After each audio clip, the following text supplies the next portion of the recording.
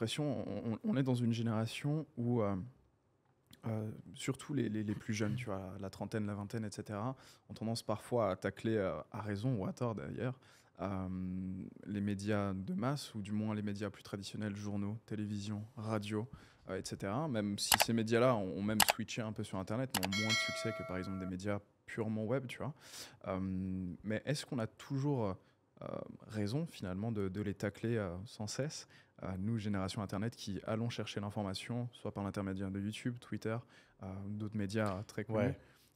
Bah, je trouve qu'il y a quelque chose de fondamentalement différent avec la génération de nos parents, tu vois, pré-boomers et boomers.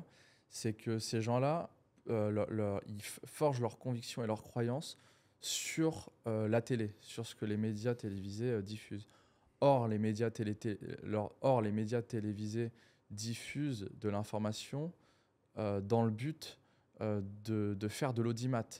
Et l'audimat, de quelle manière tu fais de l'audimat? Bah, en abordant des angles négatifs, tu vois, de la chose, en amplifiant des situations, en mettant un peu d'édulcorant dans les situations. Donc en fait, la situation qui est initiale va être totalement transformée, totalement édulcorée, biaisée. Et de toute façon, l'information qu'aura le consommateur, donc celui qui visionne les médias, sera totalement différente de la réalité. Là où des personnes de notre génération s'éduquent via Internet, donc en fait, l'avantage, c'est que nous, on n'a pas accès à une seule source d'information, mais on a accès à plusieurs sources. Donc je pense que notre génération, quand même, a repris beaucoup plus de libre arbitre vis-à-vis de la manière de consommer l'information et de se forger des croyances. Tu vois. Je suis pas à 100% d'accord là-dessus. Ah ouais? Je vais te donner un exemple tout bête. Par exemple, Brut et Combini, qui sont devenus vraiment des médias extrêmement regardés, qui sont Ouais. vraiment devenus extrêmement populaires, sont des médias qui sont politisés, ou du moins orientés politiquement. On a regardé encore hier un exemple où il faisait une espèce de mini docu-série, enfin voilà, un short sur Oussama Hamar, tu vois, et puis on voit à charge. alors, à charge, oui et non, parce que c'était pas une charge concrète. Ouais. Néanmoins, si tu veux, ils mettent des billets, ils mettent voilà, le fait qu'il ait été repris par la justice à certains moments, le fait que certaines de ses aventures entrepreneuriales se sont soldées par des échecs, sans forcément parler du bon, ou mettre en avant des bons points. Ouais. Donc ça, en fait, ça vend pas. voilà, exactement, on cite le côté négatif. Donc en fait, il rentre aussi dans cette logique sensationnaliste. Sensationnel, ouais. Exactement. Et tu vois, pour aller chercher le l'audimat, pour aller chercher du clic, etc. Et finalement, ces sources d'information-là ne sont pas... Enfin, c'est pas comme s'ils croisaient les sources, tu vois. C'est une source d'information unique, très populaire, qui est regardée par une majorité de la population. Et en vrai, c'est un média qui a mainstream en ligne. Donc en fait, entre un BFM, même si la ligne édito est un peu différente, mais entre un BFM, un Combini et un Brut, il n'y a pas de choses qui changent, mis à part qu'ils exercent online, c'est vrai.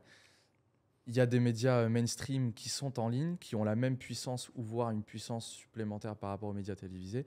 C'est sûr, mais bon, c'est clair que si tu vas chercher les infos sur Combini ou sur Brut, c'est pas là qu'il faut. Si tu vas aller chercher, on va dire, la vraie information, la source, c'est pas là-dessus qu'il faut y aller, c'est évident. Il y a un travail de sélection à faire même en ligne. Même, je pense, qui est plus important, étant donné qu'en ligne, il y a une multitude de possibilités. Ouais. Je pense. Est-ce que finalement, ça viendrait pas du fait aussi que notre regard sur la situation est un petit peu, je dirais, déconnecté de la réalité de la majorité des gens, tu vois.